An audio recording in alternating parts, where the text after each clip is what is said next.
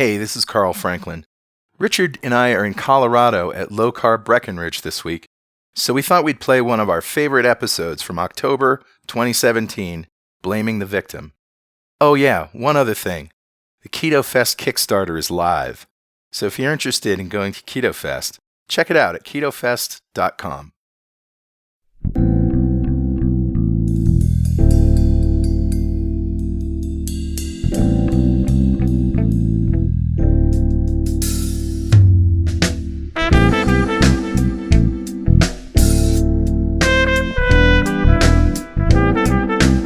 From 2Keto LLC, it's the Obesity Code podcast with Dr. Jason Fung and Megan Ramos.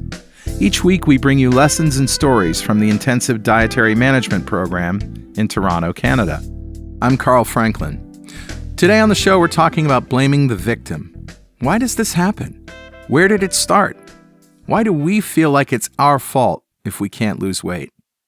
Doctors tell us to eat less and exercise more. That should work, right?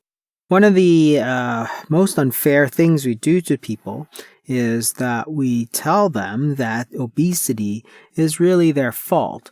What we say is things like, well, they let themselves go and they're not taking care of themselves, as if the obesity that they're suffering from is their fault. That's Dr. Jason Fung, medical director and co-founder of Intensive Dietary Management in Toronto. What it really comes down to is the fact that we believe in this sort of calorie-centric model, this sort of calories in, calories out model. And therefore, since we are in control of our calories in and calories out, therefore obesity is somehow the victim's fault. That is, the person who is suffering from the disease of obesity is at fault for causing that disease. And the evidence to support this really just does not exist. And we'll get to that evidence in just a minute. But first I want to introduce you to an IDM patient. Her name's Kim Klein. And her mother died in 1987, and at 20 years old, she gained 100 pounds by eating her feelings. And one day she was in nursing school and passed out. One day I just kind of passed out. And all the nurses flooded around me, the soon-to-be nurses, and I went to the hospital, and lo and behold, I was diabetic. So I went on oral meds, and, at the highest weight that I got at that point, I was 286 pounds. I don't know, it was just that way for a long time. And then there was a certain point where, I just kind of kept gaining weight, and I went on insulin. And then that was that way, for a long time. So for 20 years, Kim struggled with the fact that no matter what she did to try to control her weight, it wasn't coming off. For the majority of Kim's life, she had sort of struggled with weight. And then that weight struggle led to a struggle with diabetes. And that's Megan Ramos, co-founder of Intensive Dietary Management and director of the IDM program. While she was trying to really tackle her diabetes and try to lose less insulin, her doctors, her friends, her colleagues, her family, everyone was on her to lose weight. But she just couldn't. She could not lose that weight despite following these dietary guidelines that her doctors and her colleagues and her friends and her family were telling her she had to follow and follow better.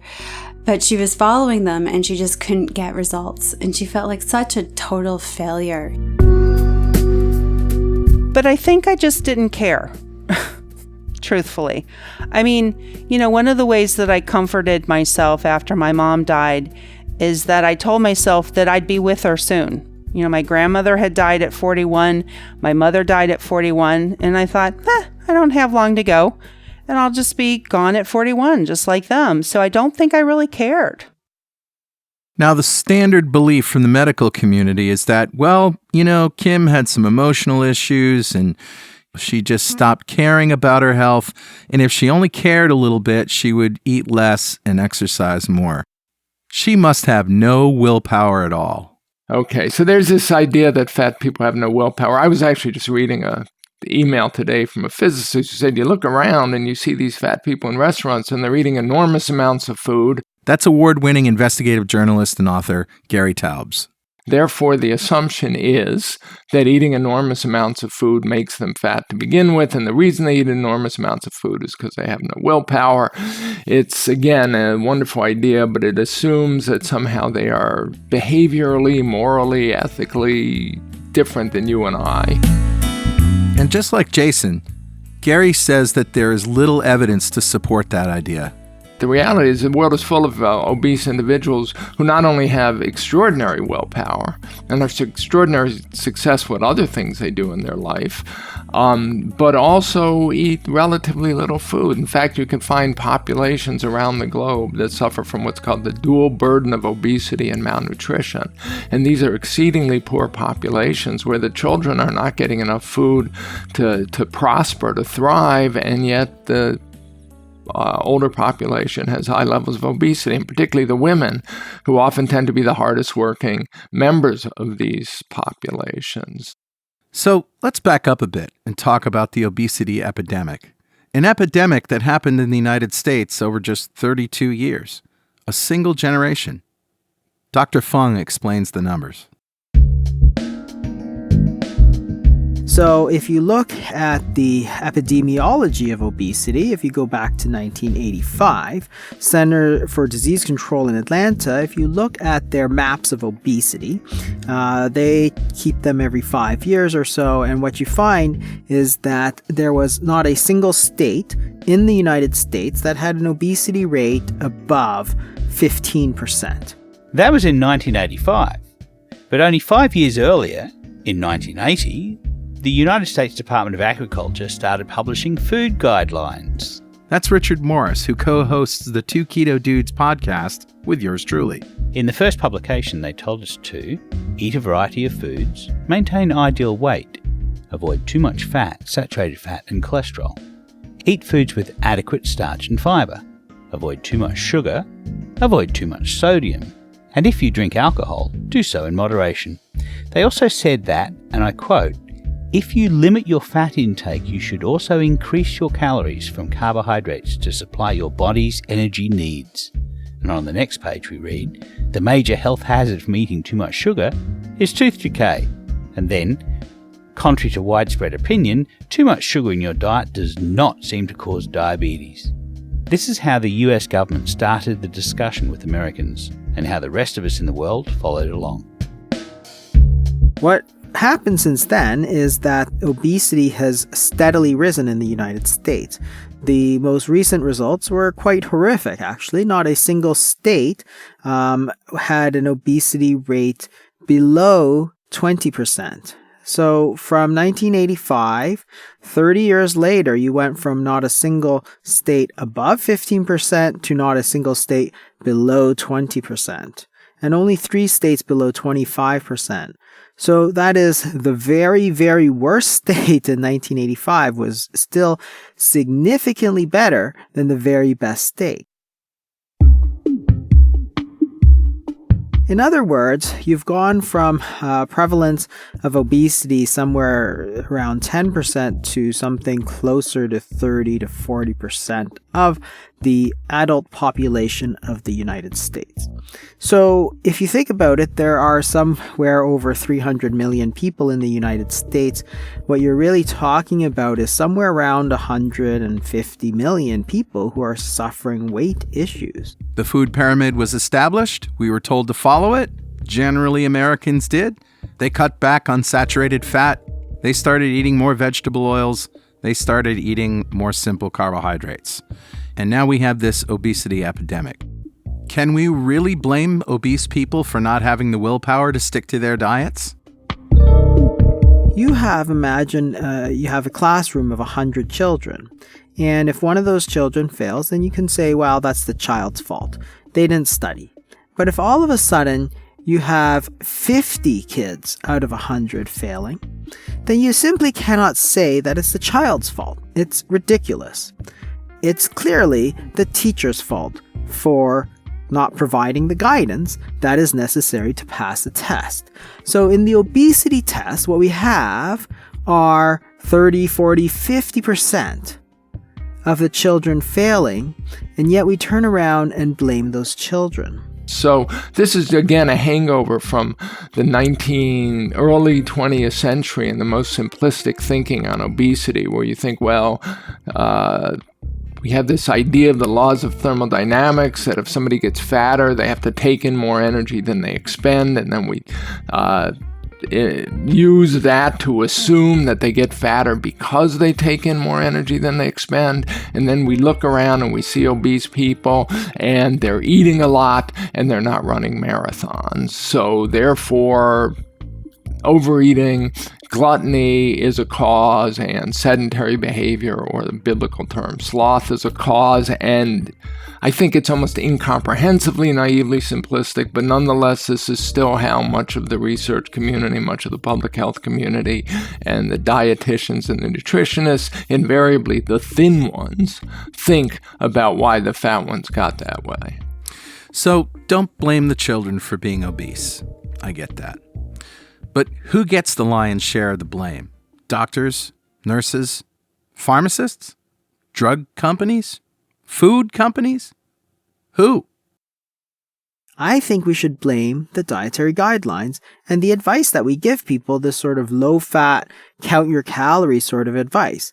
It simply has not worked. Regardless of whether you think it should work or it shouldn't work, the empiric evidence is that it does not work at all. The calorie-centric model being, if you want to lose weight, you should take in fewer calories and burn more calories. And this assumption has guided the USDA guidelines to tell us what we should be eating and what we shouldn't be eating. I got a hold of the brief that was filed by the city of San Francisco to argue that they should get to have this label. Gary Taubes is talking about a law that they tried to enact in San Francisco to require labels on sugary beverages. The sugar industry went to court to try and squash it, and they lost. But then they appealed, and they won the appeal based on the idea of energy balance.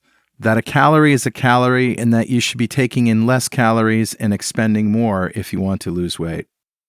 And in it is the expert testimony from their expert witness, who is the most influential nutritionist in the world. Okay, as he himself says in expert testimony, he talks about his 1,500 papers that he's published, and he's about the top 5 most cited scientists in the world.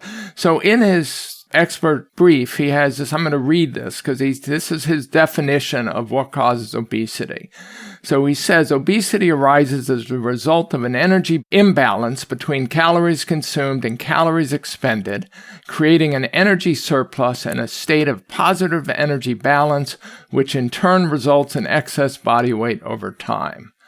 Okay, so this is the world's leading nutritionist making a sense. And I said, here's the logical equivalent of that if we're talking about wealth. So I took his sentence and I just made it about wealth instead of obesity.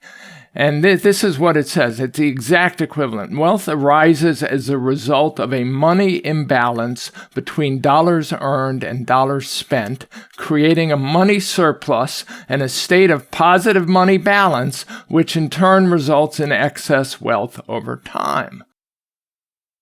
And how profound is that? Is there anything in there that says why one person is wealthy and why one person is poor? Is there any advice on how to get wealthy? No. Here's Jason again. So this is where the blame comes in. If nutritional authorities, doctors, dietitians, dietary guideline committees, university professors, academia, they could either do one of two things. They can either say, well, the evidence is that our advice is really very poor. We need to find something else. We are wrong. Sorry about that. They could do that. Or they could simply say, well, it's not our fault. Our advice is really, really good. Even though 50% of people are failing, our advice is good. It's the person's fault. So they shift the blame from themselves to the general public.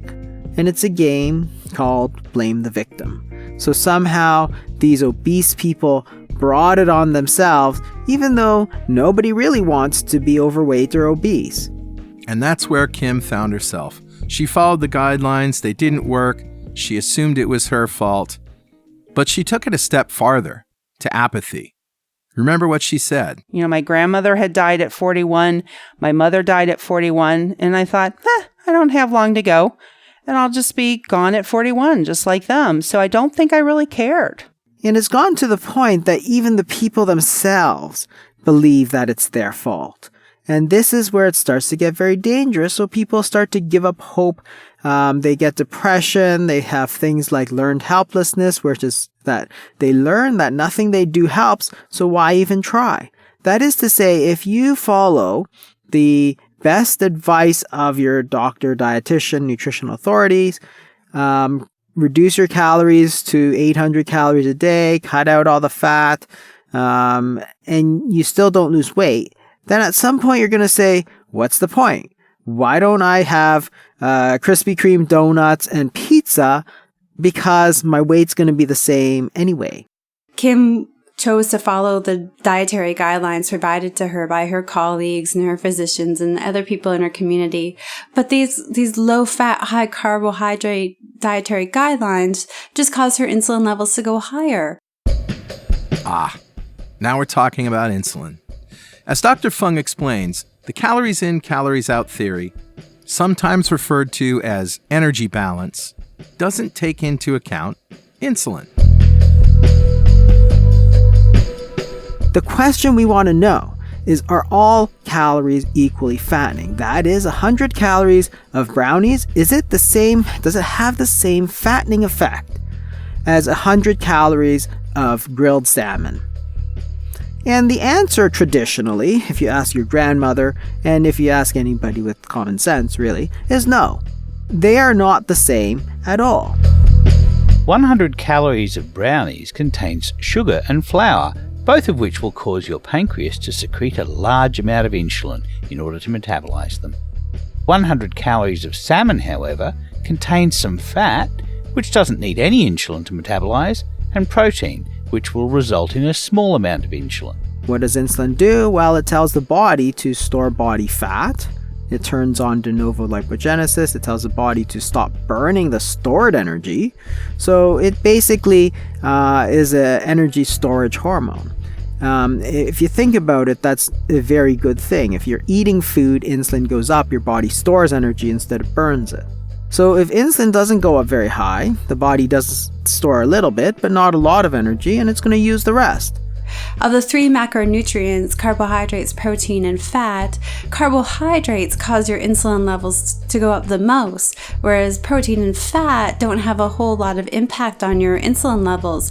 Protein only does if you eat it in excess, but it's really the carbohydrates that drive it up. So not only was Kim shooting herself with insulin injections that made her hungry and crave all of the wrong stuff, she was eating this high carbohydrate, low fat diet that was recommended to her by her medical community that was further increasing her insulin levels that made her more hungry, made her want to eat the wrong stuff. Like, this is so out of Kim's control. This is completely beyond any willpower issues that any of us struggle with on a day-to-day basis. Kim began her long climb out of darkness in 2001 when she stumbled on a program called the Landmark Forum.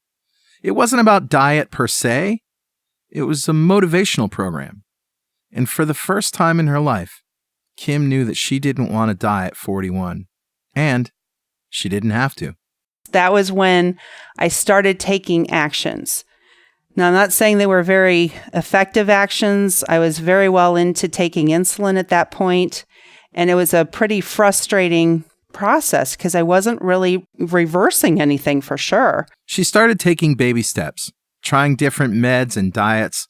She had to do something, but nothing was really working. Until 2011, 10 years later. Someone said to me, "Are you sure that you've left no stone unturned in your quest to be healthy?" And I'm like, well, how could anyone ever really say that? And at this point, I was taking 300 units of insulin every day. This friend had had bariatric surgery, and Kim was beginning to think That was the only way out. So, she did the gastric sleeve procedure, which works by removing a large portion of the stomach, leaving a banana-shaped sleeve that connects the esophagus to the small intestines. After the surgery, I did get down to only taking 30 units of insulin, and I lost 140 pounds. So I went from 360 down to 220. It took a year for those 140 pounds to come off, but they did, and Kim enjoyed that state of health and energy for a good 2 years. And then? I started having problems with insulin again. And I went to the doctor and he said, well, Kim, it's either you start taking more insulin to bring your blood sugars down, because they had inexplicably gone to 600. He said, either you bring it down or you're going to die. I'm like, well, that doesn't seem much of an option anymore. I mean, I only had a stomach the size of a banana. Once again, Kim felt defeated, blamed herself, and then I gained 20 pounds in 10 days. And over the course of the next couple years, I gained 30 more. And then I gained 20 more. So I gained back 70 of the 140 that I lost. This was indeed Kim's darkest hour. She had followed her government's advice on how to eat, listened to everything her doctors told her, and continued to gain weight. Finally, she had a glimmer of hope in the form of gastric sleeve surgery. But even though she was eating a fraction of the food she used to eat, what she ate was causing her insulin to rise and her blood sugar to spin out of control. Not only was she back where she started, now she had 75% of her stomach removed. She couldn't binge eat if she wanted to. Now, obviously, that's not the end of our story. Kim was persistent. She had grit. She continued to search for answers. And in May of 2017, I was at a conference. It's called the Conference for Global Transformation. And I was in a session, a breakout session, and the guy who was speaking said, you can take on projects that really matter to you, and you don't have to get caught up in results. All you have to do is determine who you're going to be.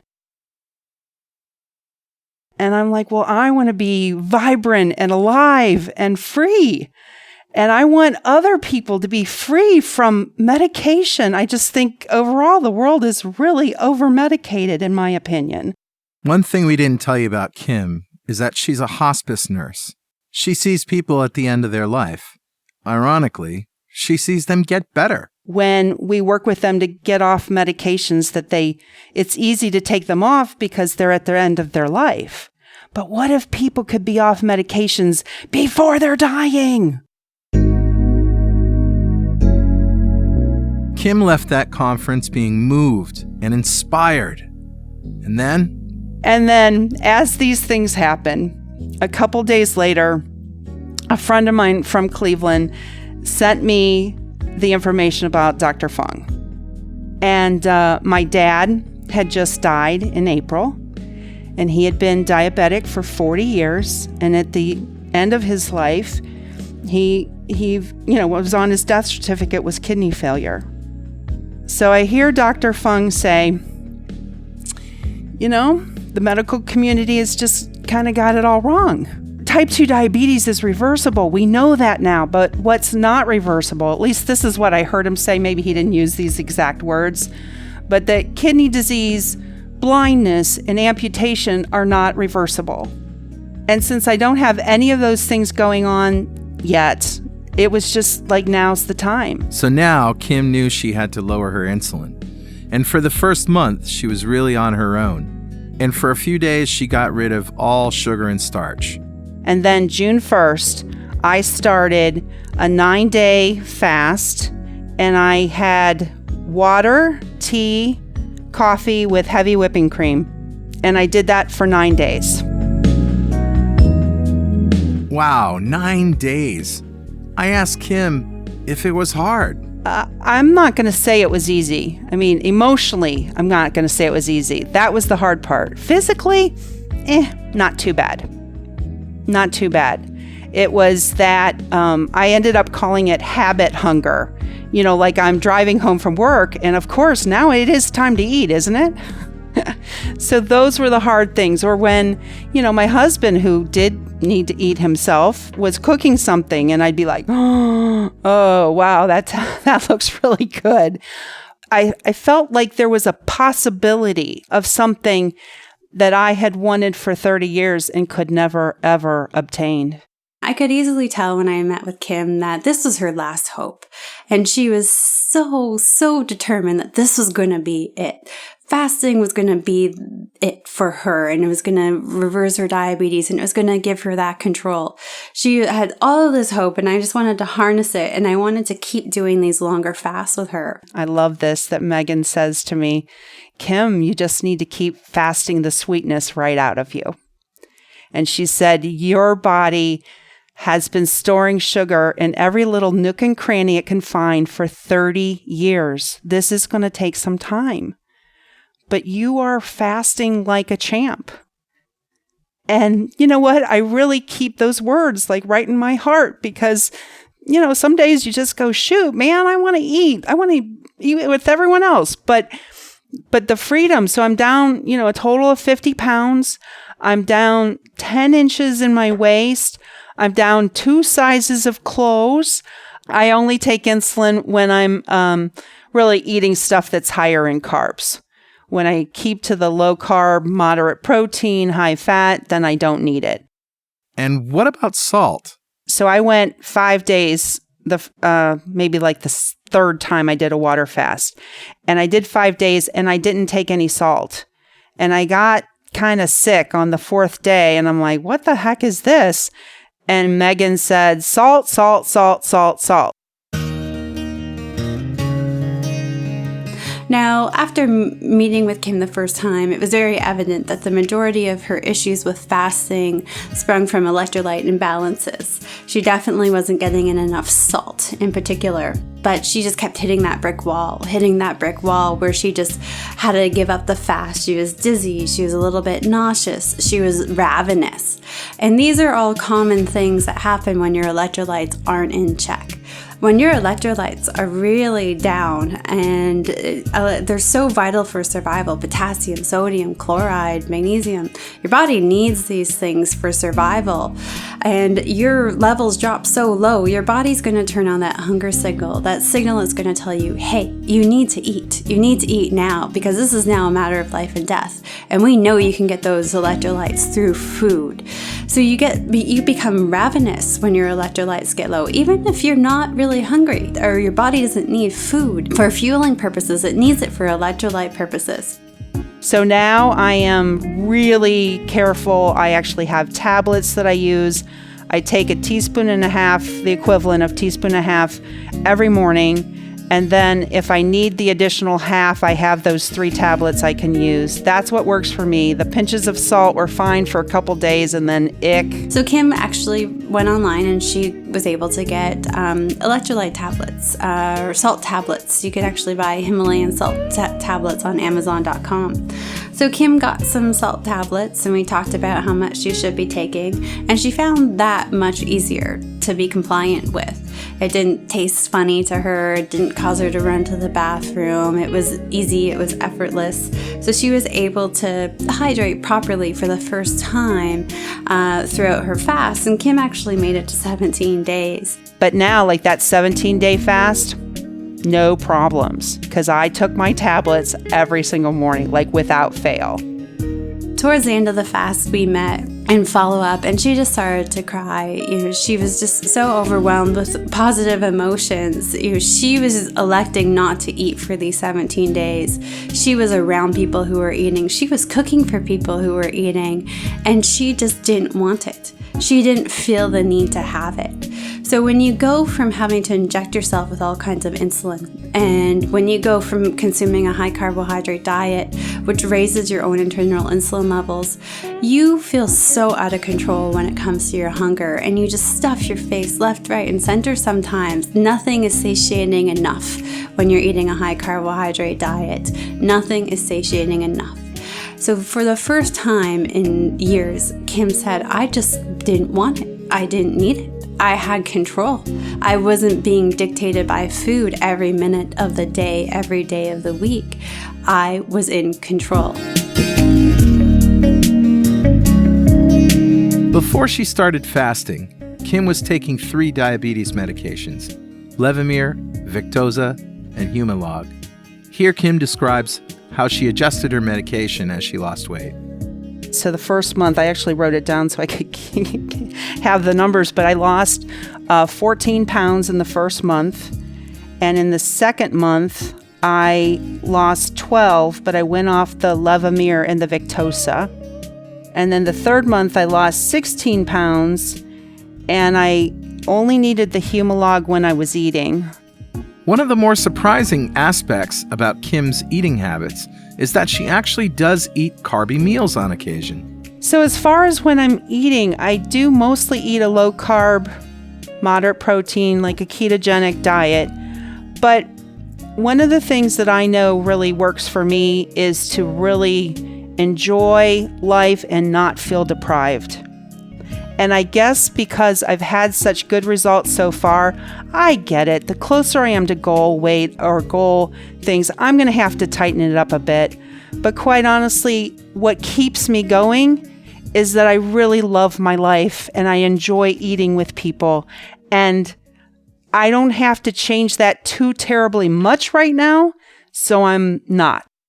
So the fasting actually allows her to eat some carby meals once in a while, and she can jump right back into a fast without too much pain or trouble and get right back to it.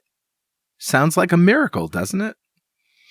Well, I wanted to know what she's currently doing, what her current plans are, and her plans for the future.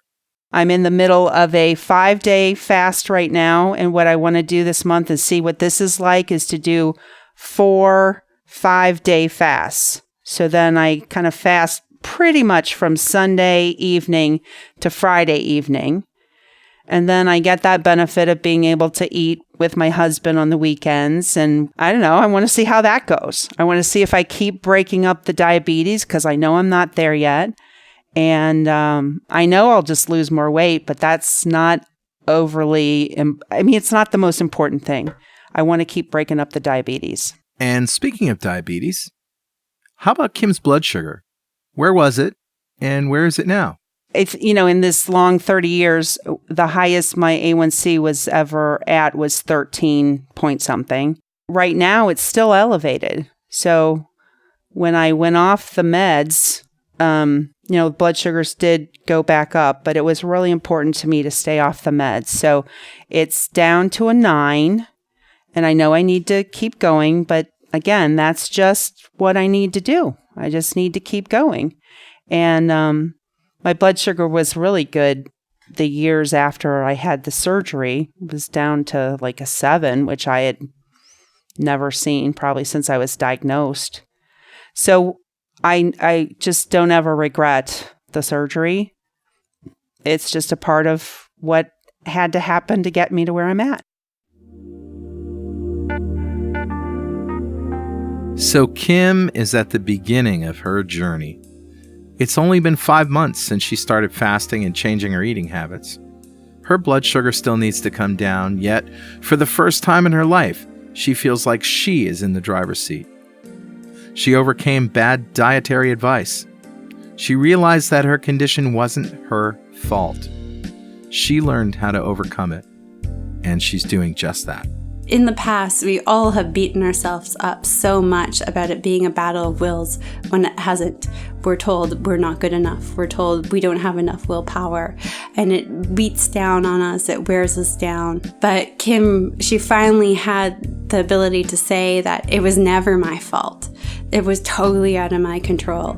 I am not a failure. And if given the right tools, I can be extremely, extremely successful. Oh, well, she's just a delight. And what I really enjoy about working with her is yes, there's the very good information she has, but she takes it out of this place of there's something wrong that you need to fix about yourself to this joyful, enlivening experience of, oh, look what we can do. Look what can happen. And that is my favorite part about Megan. Kim says she couldn't have done it without the support of a caring community, both within the IDM program and on social media. I share with a lot of people. So since I started this whole journey and people have watched me and I share on Facebook, I mean, there's been like 60 people that have taken some portion of this on for themselves. And it's just exciting to be part of a community. Like, we're all really going for something that's amazing. I mean, it just sort of boggles my mind when I think about what is possible for people out of this. So, and Megan and Dr. Fung, I mean, I've not met him, but certainly, I enjoy how he speaks. I enjoy that he laughs and he jokes and he just makes it all really light. It is serious, but it's also light and playful, and I really respond to that. I asked Kim what her biggest challenge was in her journey to wellness. So my biggest challenge was the absolute cynicism and resignation that anything would ever get better. Like, I just, and I'm a hospice nurse, for God's sake. I see people at the end of life. I see it every day. And I knew that was also my future. So, and that went over decades. That wasn't just, I had a bad couple of months. No, this is decades. So I would say that's the hardest. And to feel like I am someone who does do what I'm asked to do. Like, I did what they told me to do and it didn't work. And that feeling like I was the failure. And so when Dr. Fung, in that first video I saw of him, when he said, we blame the patients, I'm like, yeah. And I get it. I mean, there's times I'm mad that it's been 30 years, but I don't have time to be mad. I just want to move forward and let people know that this is available. But truly, that's terrible. It's terrible that people feel that way, especially when they are actually doing something. And then you sink into that cynicism and resignation, and then you don't care anymore. If I can't be better doing what you're telling me to do, then screw it. I'm just going to eat what I want.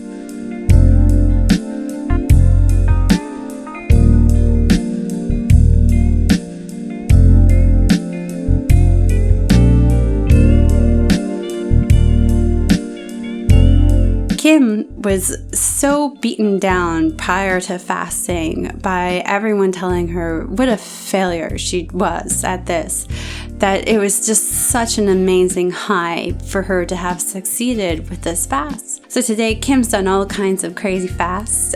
She's lost an amazing amount of weight in such a short period of time. Her blood sugar levels are getting there. I mean, it's a long process. You can't expect to erase decades worth of diabetes in a few months, but she's getting there. Her medication has been drastically reduced. For Kim, I think the biggest message that she can share with other people is don't beat yourselves up for this. This is totally out of your control, but you do have two tools that can help you regain control. You have fasting, which really hammers down those insulin levels, and once those insulin levels are down, you get the control back, and you have a low carbohydrate, high fat diet. Many of us who have had success with a low-carb diet and/or fasting have no doubt experienced pushback from our family and friends. I asked Kim if she had experienced this, and interestingly, she said, no, not really. Her friends and family trust her judgment. Maybe that's because she's a nurse. Maybe it's because she has a reputation for only recommending things that she truly believes in. I feel extremely loved. And people just want me to be well. Sorry.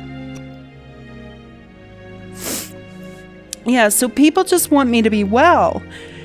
And, they also know who I am and that I don't do frivolous things. And I only recommend something that I've personally tried myself. And while I've had responses each month, like I post each month, and people are like, yay, go, yay. But, after 4 months, and I showed the picture of the before and current, I mean, what are you going to argue with? This works. And it's working, and I'm not saying I've arrived anywhere, and I'm not saying I'm not going to have to do this for the rest of my life in some fashion. I don't think I'm going to have to do, extended fasts all the time, but I wouldn't mind if I did. And I think people know me well enough to know that I would never, ever recommend something that I didn't think that there was something possible in it for them. Congratulations, Kimberly. You've done a great job, and we're all proud of you. And that's our story for this week. You've been listening to the Obesity Code podcast, lessons and stories from the Intensive Dietary Management Program. The Obesity Code podcast is brought to you by 2Keto LLC, who strives to support the low-carb community with podcasts and other publications. And you can help support our mission by making a monthly pledge, no matter how small, at patreon.2keto.com. I'm Carl Franklin. We'll see you next time.